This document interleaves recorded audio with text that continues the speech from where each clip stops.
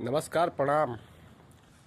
हम विकास कुमार दुबे रउआ लोग के हार्दिक स्वागत अभिनंदन वंदन करत तनी और गोड़ लागत तनी। जैसा कि रउआ सब जानते हो खब अभी खरमास चलत रहे तो खरमास अब आज समाप्त हो गए यानी ओरा गई और आज मकर संक्रांति हो।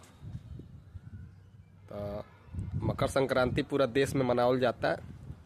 सनातन संस्कृति के ई पर्व त्यौहार के कुछ खास महत्व होला। तो इस अवसर पर हम सोचनी है कि दो शब्द रउआ लोग के बधाई संदेश दी। रउआ सब लोग के हमरा ओरी से मकर संक्रांति पर्व त्यौहार के हार्दिक बधाई और शुभकामना बा।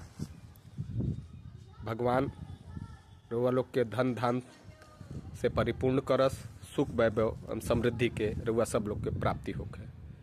और एक चीज़ और कहल चाहतनी कि अब जो बा आदमी खरमास चूँकि ख़त्म हो गई और आ गई तो आदमी शुभ काम कोनो कर सकेला। फिर से एक बार पुनः रउआ लोग के हम मकर संक्रांति त्यौहार के हार्दिक बधाई और शुभकामनाएं देतनी। बहुत बहुत धन्यवाद। नमस्कार प्रणाम।